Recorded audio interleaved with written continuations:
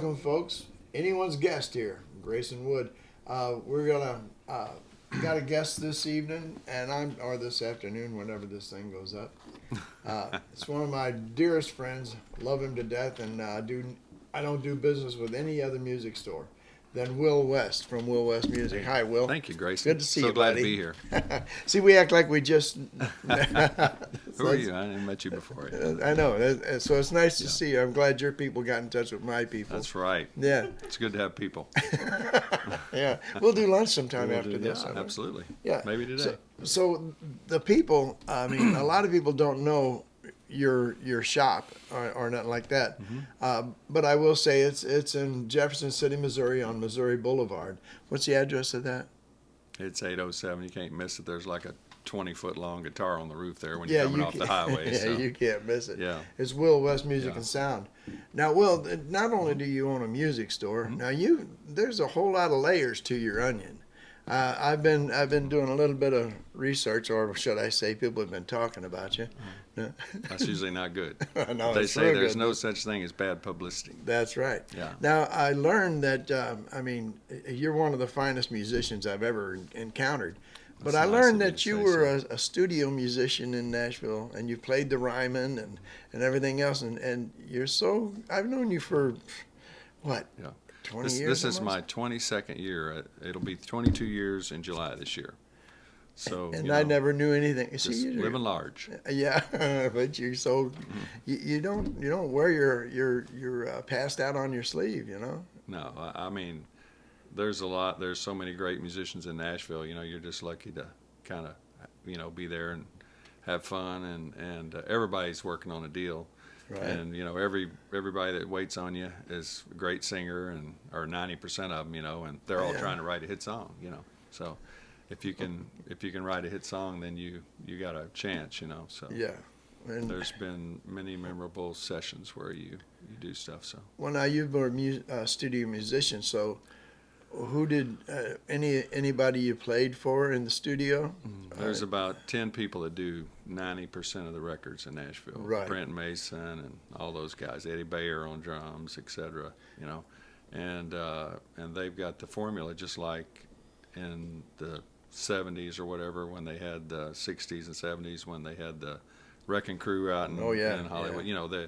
The producers are all comfortable with somebody, and it's like having Pat Mahomes be your quarterback that week, Right. which is pretty something we're lucky to have around here. But so you do that. But people like me, I mean, there are lots of writing. Everybody's writing, trying to get it, So I would play on writers' songs and stuff like that. They could afford Did you go to me. the Bluebird Cafe at all? Oh yeah. I would play at the Bluebird Cafe, or songs I had written. Sure. And usually we had 4 different writers, kind of the same level. None of us had hit songs on the radio or anything, but we'd be the early show where you could get in. Mm-hmm. And Bluebird Cafe is great. They would set us up and they'd put us on the radio. And if you've never been to the Bluebird Cafe, it's one thing I would recommend. It's a small cafe-like atmosphere. They serve food and things. But if you talk, they will ask you to leave because you're there to hear the songwriters, and it's very respectful that way, and which is quite a difference for a lot of us. If you've ever played behind chicken wire or something, you'd like the Bluebird. So. Well, Not that I ever have, but I used to play a place called the Pub Drinking Company and Spaghetti House in St. Charles, and that's the way it was. they had chicken wire up? Huh? No. Oh no, you couldn't nobody talk. spoke. Yeah. And They could clap. Yes, at the end of the song, not right. during it. And not like they do now. They clap right in the middle of it because they're watching a football game on the TV. Yeah. It's like, come on, one or the other, live music or a sports bar. You got to try to time the song to end in the right spot. No doubt. No doubt. No doubt. So, you were how many years in Nashville? 13. Yeah. 13 years in Nashville. 90 to 2003. I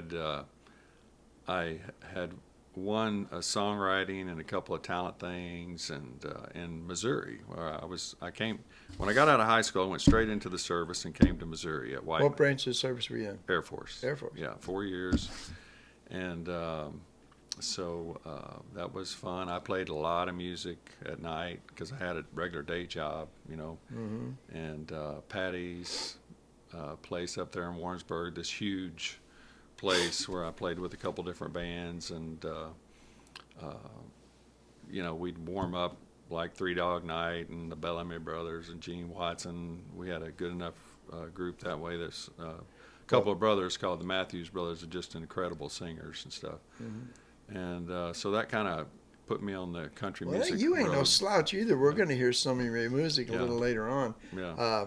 Something that you've recorded, and then we're going to have you do something live too. Sure. It's going to be fun. But so it all worked out that way, and worked at an Opry show down at Truman Lake for the first couple of years, called Uncle Bob's Truman Lake Opry. So that was more the performance, learning how to perform, as a featured, artist and stuff Mm-hmm. like that, and a lot of fun and great time. And I think all that left me with some time to write and do things, and they had contests on the radio and stuff, and so I had a little Fostex 4-track recorder. Why don't they do that stuff these days, man? I mean, Yeah. nobody gets, maybe that's what I'm going to do with this, is, Yeah. put people out there. So that's what I'm Yeah. trying to do with Right. this is, where Johnny Carson and all those late night guys, they always Right. interviewed the famous people. Yeah. But there's just as good of people out there, and sometimes better than the famous people, that have a story to tell. Yeah. I think just somehow there's so much media, being able to catch that person that's, if somebody's been looking at X all day, they got a 5-second story and a 5-second story, Oh, yeah. where, it takes a little time to build yourself as an artist, Mm-hmm. where people have heard you enough that they identify, just like they identify you down at the lake. When they hear you, oh, that's Grayson, so I like his style, I like what he brings to the table. And part of that's, so much goes into branding, and, And I don't know how to do any of that. I'm Yeah. just letting it grassroots kind of grow. Oh yeah. Well, When I was in Nashville, I had a manager, and the Hallmark company, which was great. John over there, those guys took me in to play for MCA one time, and my manager got me at the Ryman to go play and be on a big show, with a lot of other artists and things like that, and do other stuff around. I got a couple of plays, and I got to be out there. And so having those people to do that is great. So you got that part of it. But there's so much goes into, this is one of the first times I've ever remember country music artists, like people with tattoos on their face and all that. Oh, man. It's a whole different kind of realm. Not that there's anything wrong with that. I just mean, it used to be everybody wanted to be George Strait or something. That's who Right. they were looking for, the Right. next kind of guy. Everybody like that. So, wanted to be Merle. yeah. Back in the 60s and 70s. I'm doing push-ups and everything else, and trying to, And they're coming out. yeah. I remember the guy that produced me, I came to one play. I had a blue jean shirt with the arms cut out of it, and he goes, "That's what we need you to look like right there." He had his idea, and somebody else had another idea, and I told them I wanted to be Glenn Campbell. I wanted to Now play that's and what I was sing thinking and- just earlier, and because you've be on a got TV show. I didn't, well, you've got the life of Glenn Campbell. You played in the studio musician, Yeah. excellent lead guitar player, and excellent guitar player, vocalist. You're all around, but you're on a smaller scale than Glenn just made it. Yeah. You're He's from Arkansas too. is he? Yeah. You're from Arkansas? I was born and raised in Arkansas those 18 years. Yeah. Wow. Eastern Arkansas with the mosquitoes and the water moccasins and everything else that can kill you. But you survived it all. But I survived, and yeah. we're How all far better south for in it. Poplar Bluff? Poplar Bluff. How far south in Poplar Bluff? is that? So Jonesboro is probably, it's 6 hours from Jefferson City to Wynne, Arkansas, where my dad and my sisters live. Stuff Yeah. there. So, but I would have yeah, never guessed not you bad. from Arkansas, man. Yeah, that's a funny story because I used to have a pretty good, I can get to the southern accent pretty quick. I showed up at one of my gigs one time, and they asked me what I wanted them to put on the marquee, and I just said, just put my name, Will. And when I got there, it was Wheel. Wheel. So it used to be a lot more than it is now, but I've been in Missouri. Hey, but think about that. I've been thinking about changing my name of my band. Oh yeah. I think I'm going to go with Wheel West. Wheel. Wheel West. The Wheel West would be interesting, wouldn't it? Play on the Real West. I would. think it should just be the Real West. The Real West? REAL. Real West? The Real West. I get some credit on that if you use that. No, not a problem. Not a Yeah, problem. I'm yeah. always looking to help. I'm going to have to trademark that tonight or something. By the way, Will, you've seen on a lot of my shows that Will West Music and Sound is one of my what are they called? What sponsors? There it is. Mm-hmm. One word, and you could just leave it. Pretty light sponsor, but that's okay. No. Okay. You do me good whenever I come out there, and you know, and so if you've heard it on all the other episodes, this is who I'm talking about, and Right. yeah. So you were talking about how you came up to Missouri after the military, Mhm. and you went into a couple shows and stuff Mm-hmm. like this. Now, how old were you at that time? Probably in your early 20s? I mean, I was 18 so I was early 20. I mean, I was 4 years in, so, 22 I was out. And Yeah. so, went to college at Warrensburg for a year. I went to college at night, so I already had that going on, and played at the Opry show for a couple of years after the college stint, and then went to Nashville, so Nashville has changed a lot. Man, it's crazy traffic, and Yeah. but it was great.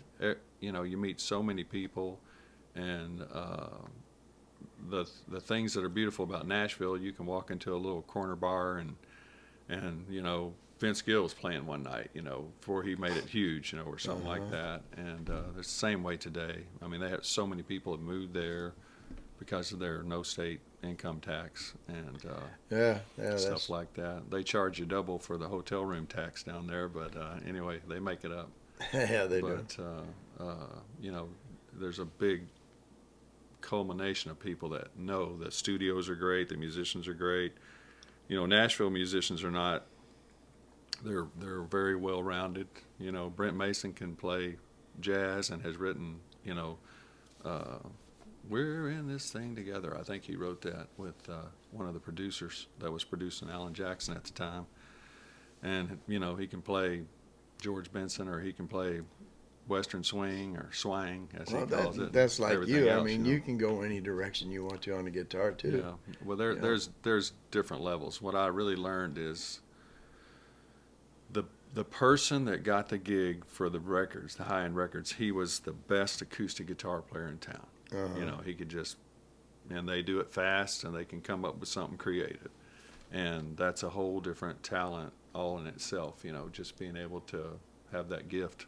And so many tools in your bag, that you pull them out. Right. And these are the guys that wind up being Those are the guys in demand. In demand, and they get along with everybody. They're easygoing, and they show up on time, and all the things that you need for a regular good job. And they got good personal habits, and things like that. Yeah, they don't come in and start sipping on the whiskey under. Oh yeah, okay. Yeah, okay, I'm ready now. Sorry, I was a little late on that end. So you got about one or two times. I've been through different things where you see some new guys in town trying to make it, and so a lot of the people from LA were trying to come in. One of the sessions had Bonnie Raitt's, guitar player playing on one of my sessions, and he's a great guy, but he was willing to play for just basic rate, to get on a session with somebody, things like that. So some of the guys I paid $50 before on bands that you would know the guy that came in and just did a session, They would do it for $50. $50 for a song, and this guy's incredible. He's played in a hit band and played main guitar for a very high level artist, so, but they're off the road, they got nothing to do, they need to do something. Why not? Yeah, keep your chops up, Right. Yeah, Oh, that's maybe pretty good. somebody else will see them and they'll be on a different thing, so. Now, what led you to, you've done all these things in music, you've been there, done that, came back and never talked about it. Well, that's not, it didn't really necessarily, Define who you are. well, I mean, it just, it's just, you know, I'm there to provide a service as far as my work now. I mean, I still play all the time. Been playing with, I play in a band called the NAMM Ruebling Band most of the time, and he is a 30-year band director for all these bowl games and everything. He was a band director at Mizzou. Great organizer, great drummer, great guy. You know, he's my brother, and you know, all the people that he arranged, you know, that play with him, you know, I think they all got a master's degree besides me, you know, or at least, or a doctorate or something. So, you know, just being able to fit in with that group, I kind of round out the not band director kind of guys, you know what I mean? I get that. Ken Keener on the piano is just, man, just. That's the way I feel you in know. my band. I feel like I'm probably the less talented in it, you know. That's what Norm will tell you. He's very gracious about that. What, that he's the worst one or you're the worst That one? he's the worst one. Okay, I was gonna say Yeah. he's very forthcoming with saying, He's you know, very you're the forthcoming. weakest link in my Yeah. band. The guy that plays saxophone is from Warrenton. His name is Joe Bayer. Well, I'll tell you, he's the best saxophone player I've ever heard live, and he Right. plays organ at the Fox Theater. So these are the kind of guys that are playing. You know, Robo on the bass is a band director. Bill from out and plays trumpet. Bill Simpson. Now you've played with a bunch of horns in your life, Yeah, haven't you? trumpet and sax. And yeah. have you come across the same problem I did? Is that They're like, loud? Oh man, and they don't have any dynamics whatsoever. It's like Yeah. they're just in your face, Yeah. or they're not playing at Yeah. all. No, these guys are definitely. I mean, they're top shelf guys, and we've had several trumpet players over the years, and they're all been fantastic guys. It's just a loud instrument, you know. Well, I played with I was playing what was it, Horny Toad out there when it was the Horny Toad, and outside was Bobby Keys was playing out there. Now the saxophone player for the Rolling Stones, and I was inside. Well, he got done with his concert out there, came in, and asked if he could sit in. He goes, "It's just raw." And this is what he said: "I haven't played raw music in a long time." So he got there, and you know, like I said, I'd played with different horn players, Right. and I was always kind of reluctant. But it's Bobby Keys. So Yeah. you come on. And I was listening to him so intently, as good as he was, and I forgot where I was at. And we both had to come together from two ends of the spectrum to find out where we could retain our. Were you playing solo?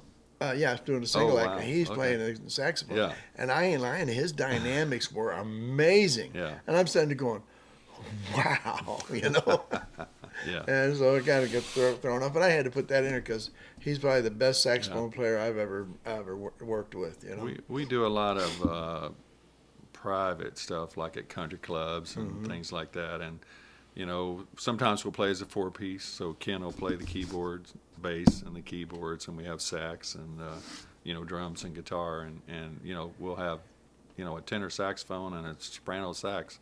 They usually don't even need to be mic'd inside if it's Right. you know, ballroom or something like that. Do they mic themselves anyway so they Well, can get a little bit of effects? He likes to be mic'd. That doesn't mean we don't play with the board every once in a while, you know. So Yeah. depending on what's, you know, we got people that'll listen and tell us, you know, that we trust. So Yeah. Now Do a sound now check. you know he's going to hear this. I know he's probably. I'll have to call and tell him, and then that'll be a good way for me to get him back for being so. He always calls me Willard and different things like that. So instead of my Willard, name, where's so- your little rat? Yeah, exactly. That's messed up. So- So what I was going to ask you is, all right, when did you make the decision that you're going to open up a music store? Well, And how did that come about? I mean, I got an opportunity to do some traveling and everything, and you know, I remember one time we had a couple of, well, on Thursday nights I would play at the big room at Tootsie's with some other songwriters. You know, it's always good to get out and play in front of people. So we would do that, and a great example of Nashville is the nights that we had this real attractive blonde-haired young gal play that was really good. She would pass the tip bucket around, so everybody would make double probably that night. And if she couldn't make it in because she was doing a session or something, then big old hairy-legged boys are not going to pass the tip bucket around or whatever. So, you know, that's kind of a lot of how guys make it in Nashville. They're just trying to make a little extra money, you know. And so we had a couple of brothers, twin brothers, that were just great singers. So they had some of us go out and back them up. You know, we go down to Des Moines at a place called Frog Holler, for example, and it's like just a huge, big old, you know, Midwestern ballroom thing with you know, and so you play for 5 nights, you sleep in a Motel 6, you ride in a Ford van down there, you know, it's And just never done that. yeah, just not the greatest thing, you know. There's nothing to do during the day. I see why people get bored and, you know, get some bad habits and things, you know. So I'm not really, I can't really sit around and My bad waste habits time. were making model cars all day long. Oh yeah, Yeah. yeah. Not much money in that probably, but No, there is no money in Yeah. it, but you know. if you try to write songs, I think that's, you know, a lot of the big artists, you know, they'll take a songwriter with them or two. Well, I'd like to write songs. I would have liked to write songs, but I had a drummer that I had to share rooms with, you know, with a room with, and the guy was a nudist. Oh, He looked like a hobbit. His hair was all the way down to, you know, his waist, yeah. and his beard and his hair, and he weighed, you know, he wasn't a very tall guy, but he was round, Yeah, you know. yeah. And I just thought I was living with a hobbit. So you should have written a song about that somehow. Oh, Yeah, going underground or something. I don't know. But you know, and then we come back to St. Charles, and we're staying at a friend of ours' house while we're off the road, Uh-huh. and he's staying there, and a friend of ours' wife gets up in the morning, fixes some coffee, comes into the bed and into the living room where he sleeps, and he's sitting on the couch with his guitar, totally naked. And this other man, I don't. This is just rude, but nobody said anything to him. You know, the guy's sitting around naked in your Yeah, house, yeah. people coming in and out, and nobody said anything to him. I mean, he's a unique character. Unique he was, yeah. He was so unique. He was our drummer, but he was a child prodigy piano player. Really? At 4 years old, you know, he taught me how to play bass Mm-hmm. on the way to Des Moines, Iowa, to the Holodome up there. Right. And he was our drummer. Mm-hmm. And you know how big those Holiday Inn bars are. Mm-hmm. He played a set of North drums in there. Oh, no. You know, those big suckers that came out. And he did a song called Pushing Too Hard. You've heard that? I'd have to Every listen to that. hotel, the manager came in and told us to turn it down because those North drums and pushing too hard. My pants legs would. Oh, wow. The The air was moving is what Oh, you're man, he was saying. moving some air in the room, yeah. I don't know if I've ever been blessed to be around a set of North drums. Blessed? but, yeah. I've seen pictures. So They're amazing. So you were getting at, how did you start the music store? I mean, well, you know, the fun things when you're in Nashville is, you know, we kind of had a group of about 4 guys, and so if somebody, I didn't want to be on the road, but if somebody wanted me to go to, like, pick 4 of us up in a RV, take us to the Kentucky Derby, let us entertain that night, we're staying at a bed and breakfast, and we come back, that's good. Those were good trips. If we flew down to the islands, down to, we called it French Hawaii, and played down there for New Year's Eve for a week, you know, those were good gigs, like a vacation, right. you know. But just, you know, doing the chicken circuit, you know, I know, we kinda called thing. them the black hole. The black Whole hole. circuit, Yeah, I yeah. didn't want to really do that, and so I didn't really have. I had a gig. I was going to play guitar for this one guy that was from Missouri, I think, or Texas, and so I went and played the guitar part so that the record company could come in and hear him live and see him. He was going to be, I thought, the next George Strait. This guy was great. He had a song out called "The Right One Left," and it was a good song. It was a good country music song. And things didn't go right personally with him, and just bam, you know, the thing got cut off.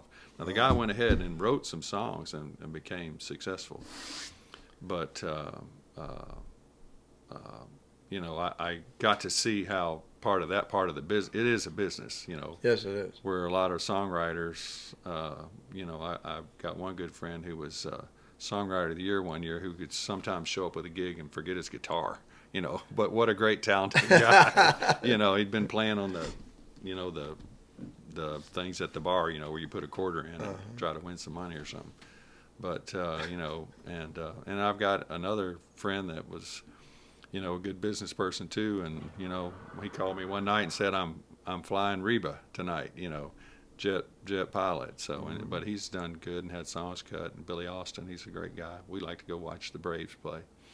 Yeah. So, but you probably don't know his name. But I mean, that guy's written songs for movies, and he can meet a guy on a plane, and 3 years later, he gets to write all the songs for the movie because he met a guy and made such a good impression. He never met somebody that he couldn't talk to, and so Right. I think that's part of the great success for everybody. Whether you're a salesman or a mechanic or whatever, Is just it the out? ability to communicate. I'm sorry. Go That's ahead. okay. So anyway, that's a big thing. So, yeah. But what made you want to open up a Oh, music store? well, I wanted to stay in my own place. I wanted to sleep in my own bed. Yeah. I love music. I'm good in sales. I'm a personable guy when you come in to see me. I'm kind of a fly on the wall if I got to go to the chamber and meet people. Hey, my name's Will West. What do you do? That's a little uncomfortable for me. But Sure. if you're on stage, people come up and talk to you, so that's okay too. Yeah. So. So you just looked and thought, well, I want to stay home. Now I got to find a place where I want to live and open up a store. Yeah. Well, there's a guy named Mike Morgan, and he had a store in Lebanon. All right. Morgan Music. Morgan Music, Right. and Alvin Deskins, and so there's a thing called the NAMM Show we had last week. Oh, And for people that don't know, it's called the National Association of Musical Merchandisers. That's what that stands for. So people from all around the country would come to Nashville in the summer, and they would go to L.A. in the winter, right. and they would. Because that's 2 NAMM shows. That's usually they would have 2 a year. Yeah. So they would come and meet all the vendors, and the vendors would show their new wares. And so they asked me if they could come stay at the house, because I knew Mike because he put the system at Uncle Bob's Truman Lake Opry. Mm-hmm. And so we got to know each other that way. And I actually, right before I left Nashville, I bought a guitar from him, a HD 28, and it's brand. That's a Martin for you. Yeah, a Martin HD 28. I mean, it's a good Martin. It's a keeper. I still have it. And so, he started recruiting me. I mean, I was an accountant in the Air Force, so I can balance my checkbook and play the guitar. Wow, two talents that don't normally go together. Most certainly they Most don't. certainly. So anyway, we had some discussions, and all the time I'd been in Nashville, I'd buy a house and sell a house and buy a house and sell a house, and so I had enough money to invest, in the deal. So we became partners there at that location, and that's how I came back, because he had all the connections and the setup and everything else, and basically I was buying out his other partner, that he had there. Right. And so I told him I had to have, an opportunity to be invested in the building too. So once he agreed to that, and we just came in and That's the then it building was just up here hard in work. Jeff City? Yeah, Uh-huh. yeah. So Now, I'm still connected with his wife, because unfortunately he passed away from cancer. But so that I just came from kind of a meeting today where some other stores and I get together that are connected with his wife, and we kind of buy as a group and everything, and it makes it better for everybody. And that's pretty good. yeah. Yeah. So we all can of kind that, of fill in if we need to. We would, as friends. so all that accounting in the Air Force. Yeah, all that works good, and just that's kind of one thing I have to be careful with, because when you're an accountant, it's just exactly right. So when I'm dealing with all my employees, artsy people are a little more gray, so it's like, yeah. so. What are you making this week? Yeah, 50-ish. No, Yeah, there's a lot of ish. What are when it you comes doing to with your time right now? It sounds like you talked a lot about the ball game. Why don't we talk a lot about, music? inventorying or something? Everybody wants to go work, and they think that all you do is tune guitars and play guitars all day, and it's like, no, I mean, I clean the bathrooms and stuff because it's just Sure. faster than trying to get somebody else to do it. I just do some stuff like that. And I got you. But anyway, it's just. But you've one, got one some of the great, things. you got some great workers there at the store. You know, I've got They're Jake's been there knowledgeable. 15 Jake, years. Dave has been there many years. A couple of newer Dave guys. played drums for me on a couple shows. Couple of shows. Yeah. Yeah, we've spread it out. Dave plays drum. Jake's a good guitar player. You know, and Justin plays bass, and then Dylan plays guitar, but he plays this stuff here. That's why his hair's with so all long, that yeah. hair, you know. And his buddy, he plays in a band called DeGrave, and they've got a good following stuff. Now you you've know. got the bass player from Dave Mason band, right? Working for you. Ray has worked for me some. Ray Cardwell. Ray Cardwell, and yeah. he's off the road a little bit just because Dave Mason was having a heart procedure, and he had worked for me before. Ray has an album out. He's got a bluegrass album out now that he's pushing, stuff like that. So he's doing some shows. Maybe I'll with get that. Ray on the show. Yeah, you know? he would be a great guy to have a show. That'd be great. I'll get you connected. Good. Yeah. Good. You set me up. But he's from Springfield, so he Is does, that where he lives? No, he Still? lives in Jefferson City. Oh yeah. Yeah, So he not lives too in far for him Jefferson to City. go for an Right. interview.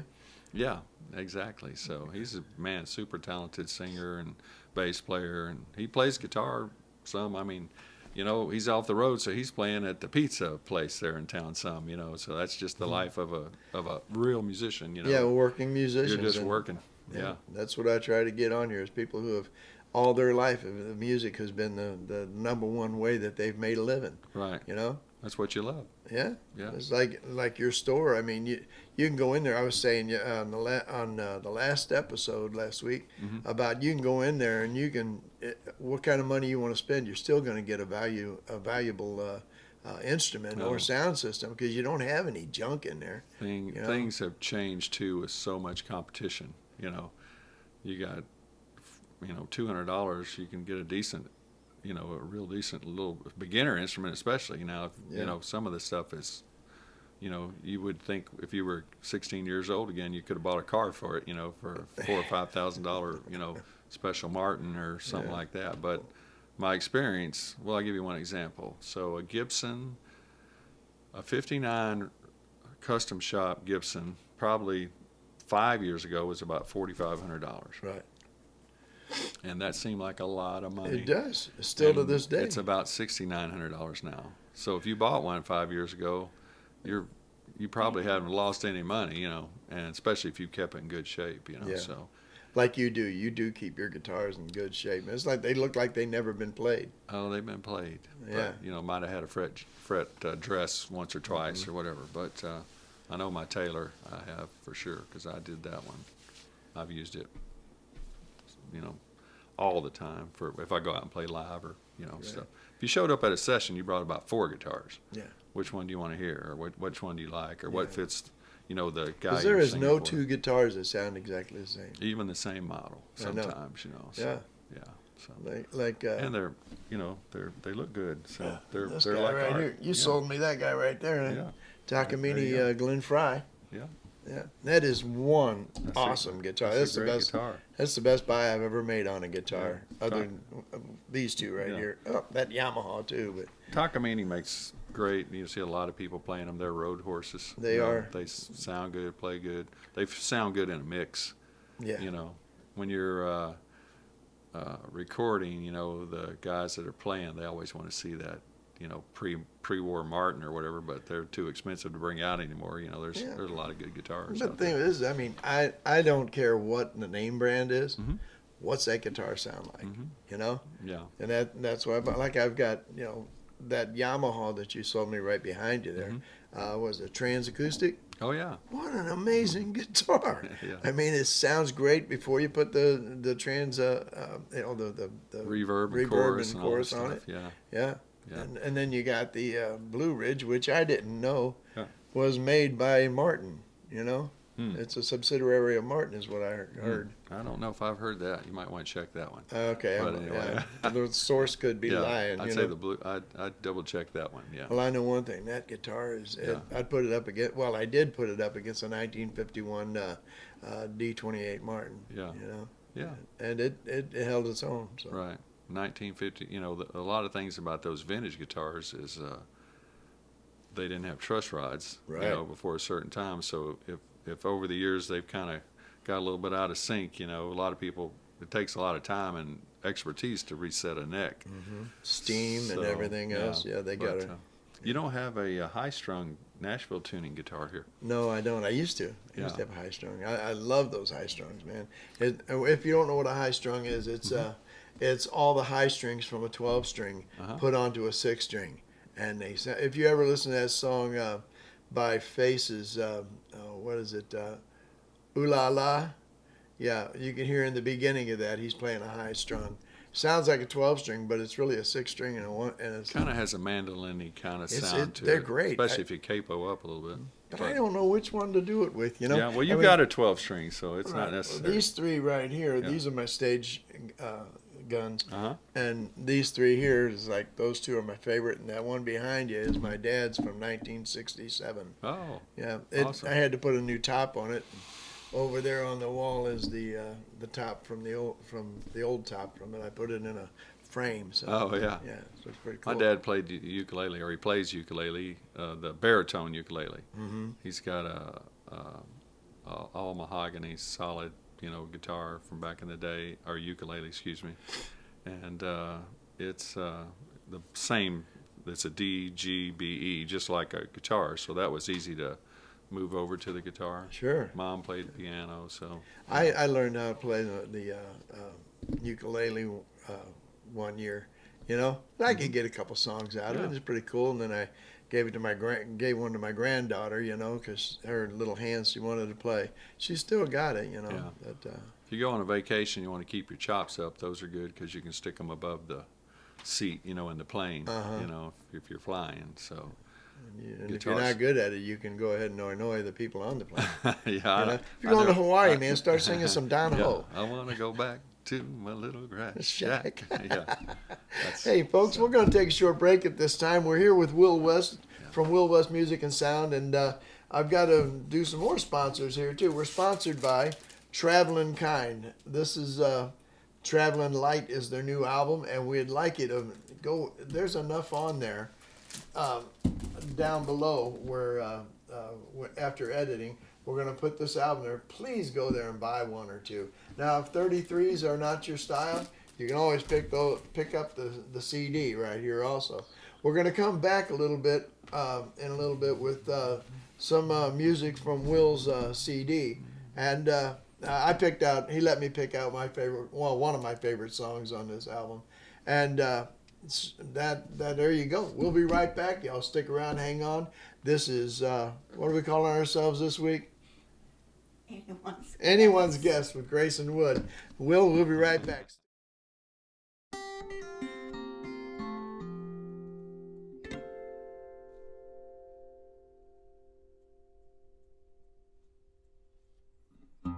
I must admit, I've been around the block a time or 2,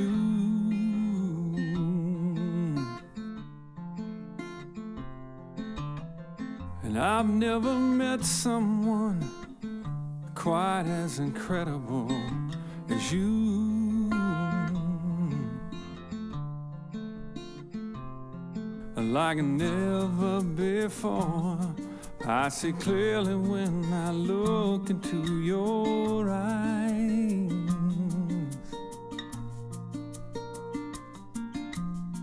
And it feels so natural, it's taken me by surprise. I'm so wonderful, comfortable in your arms.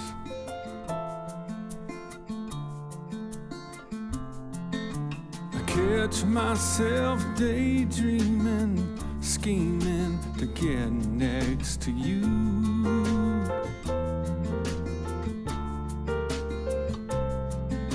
I'm blushing blood red, knowing you feel the same way too.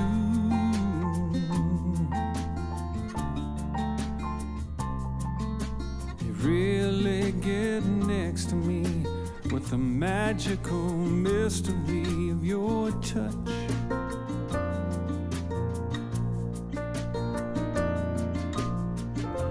I never knew that I needed something so much. I'm so wonderful, comfortable in your arms.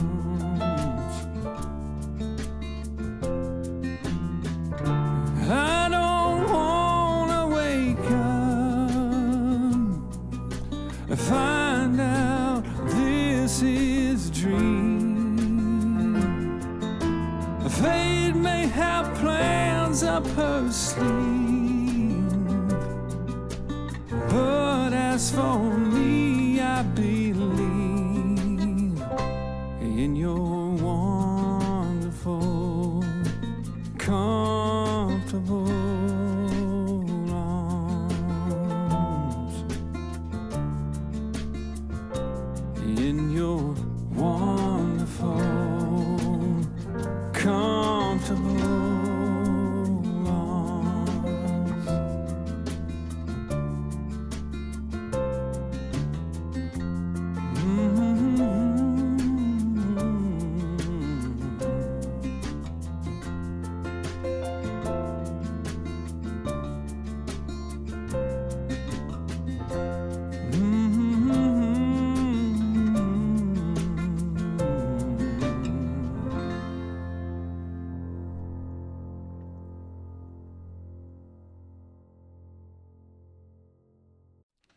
Welcome back to Anyone's Guest. Grayson Hood here with my friend Grayson Wood, not Hood. Grayson from the hood, maybe. Yeah. So, Mr. Will West from Will West Music and Sound, and a whole lot of life before that too. We're sitting here with him. That last song you just heard is written by him, recorded by him, and it's one of my favorites off of that album. Performed by him. Yes, it was performed by him also. Everything. Yeah. So. Singer-songwriter, recording artist, Mr. Will West from Will West. Well, I got to say Will West Music because I want people to get up there and see what you've got. Even if they just walk through, they're going to be amazed. Music and sound. Music and sound, yeah. So we do stuff for, musicians. We also do commercial installs. One of the biggest jobs we did this year was completely redoing the Supreme Court. As far as cameras and stuff like that too. So we have a pretty wide range. It helps to be well-rounded. Yeah. Because we sell stuff on the internet and, everything else. We have a website and all that kind of stuff. So Right. the accountant side of me is, still at work. That business side. Yeah. Yeah, business. You got to if you want to. There's been, man, I can't tell you how many music stores have gone out of business in 20 years, Yeah, you've hung right on in there, man. Yeah, so. I hope you continue because, I go there and whatever I want is there. That's pretty cool. We always keep it fun, try to keep it light. Yeah. So anyway, and we certainly have a lot of people to thank for making it successful. Well, Yeah. I'm sure you do. Like I said, I go there and where's Will? Oh, he's out putting in a sound system in a church somewhere, or there's a new stadium out there they're putting in a sound system, or they're redoing Football a sound field or something like Yeah, that. yeah. So. So you've picked up one of my guitars there, and this You is. said you wanted me to play. You didn't warn me. You just said, "Hey, you got to play something." Oh, So anyway, yeah. I'm so quiet. Yeah. Yeah, this is one you sold me, the Glenn Fry, and Yeah, good guitar. yeah. So we're gonna have Glenn. Hey, Will, how you doing? Good. We're gonna have Will West play something for you here, and Yeah. I enjoy listening to him. Yeah. I hope you do too, because he's Right. yeah. So in eastern Arkansas, where I was raised, there was a lot of great musicians, but we were, like 40 minutes from Memphis. So I got to hear a lot of, the soul music, and, we had Charlie Rich. Actually, I threw papers to his mother.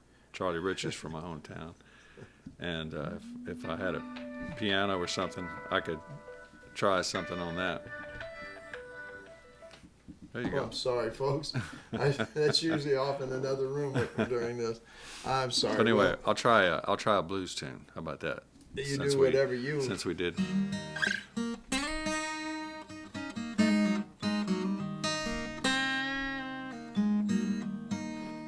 See. Okay, let me see here. Do a part of it.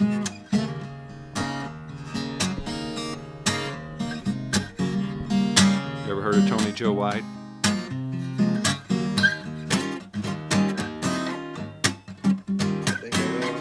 Yeah. Elvis did this one too. Well, down in Louisiana, where the alligators grow so mean, there lives a girl named Annie. Yeah. She makes the alligators seem plain. Polk Salad Annie, bet you get your granny. Everybody said it was a shame, 'cause her mama was working on a chain gang.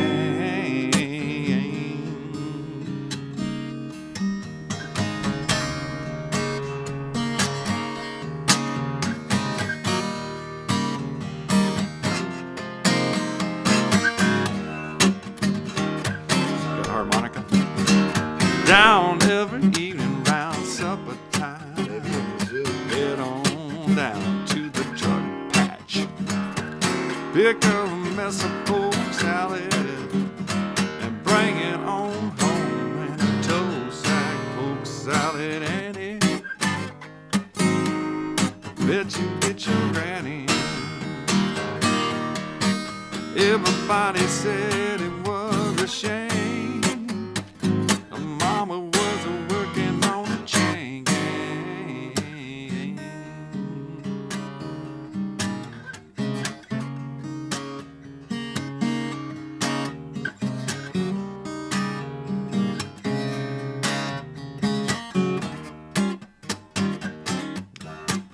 Said Polk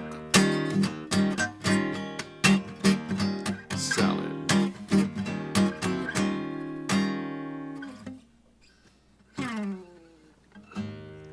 Will West. That's enough of that. Yeah. Well, Yeah. you want to do another one, or you want to put it back?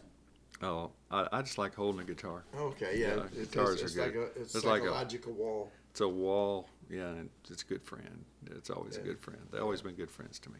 Me too. You know, when I started learning, my dad taught me C, F, and G. Cowboy chords, Huh? cowboy chords. Yeah. And my uncle taught me how to do the boogie woogie riff. You know. Oh yeah, And so I knew the E, A, and B. the old Yeah, that and just the cha-da, you know. yeah little shuffle. That's exactly what he taught me in E. And so with those, I sat up in my room.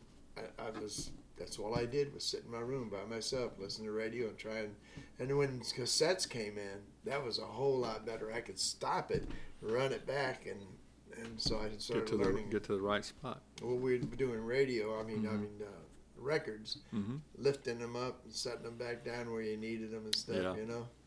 Wear a record out real quick. 'Cause There's so much stuff on, YouTube for somebody who wants to learn how to play a song. It's pretty amazing. So that's they're what kind I of cheating. do now. Yeah. If I'm learning a song like I used to do, I learn a song like this. I'll write all the words down, and I gotta write them down because now I've got a picture in my mind of what I wrote, Uh-huh. and I can read that page while Yeah. while I'm singing. But if I have a chord that I just can't find, YouTube, Yeah, you know. the old those kind of chords, Yeah. So, yeah. Let's see. Problems all inside your head, she says to me. The answer's easy if you take it logically. Love those You know. chords. Anyway, that's those kind of chords. I know. Those are the kind of chords I want to learn because I think they sound great on a 335. You know. Oh, those chords sound great on everything. Any guitar, yeah. That's yeah. right. Everything sounds great on a 335 usually. I know. Think about Elvin Bishop, and Larry Carlton's my favorite guitar player, Mr. 335. So Yeah. I mean, I love a Les Paul when it comes down to rocking something behind me. If my lead guitar player's got a Les Paul, Mhm. I'm just ecstatic. You know. yeah, they're classic for a good reason. Yeah. They were there when it happened, you know, Yeah. so that's a big part of They it. created the happening. The happening, yeah. So So, is there anything else you'd like to tell the folks? It was such a pleasure for you to invite me and your magnificent producer over here. Yeah. And love coming out to your place. I really dig the vibe out here. I say we'll have to come back out some other time. And Come on out, you and the wife. yeah. Boy. This would be the kind of thing they would have a studio in Nashville, East Nashville and stuff. You know, This is how they do studios? have rooms, you know, and there'd be some place where you're looking through a wall or something, you know, where you could at least have eye contact, you know, if you had an amp or a little amp or something that they were doing, if you're doing a group thing. But yeah, it's just, you know, great to be out and great to do something you love, and you know, we really appreciate it. Yeah, good, folks. That's it for this segment of show. Grayson Wood here with Anyone's Guest, and believe me, this is one of the people you really want to get to know, Mr. Will West. Now he's got a music store up in Jefferson City. 804 is that the 807. 807 Number is the 7. address on Missouri Boulevard in Jeff City, Missouri. It's Will West Music and Sound on Missouri Boulevard. So, hey, tell your friends about us. Go ahead and click that subscribe button, the like button, and the bell notifications. This show is only going to get better. This is episode number 6, and we'll be seeing you. Thanks a lot for coming out and taking the time to listen to us. Have a good one. In your wonderful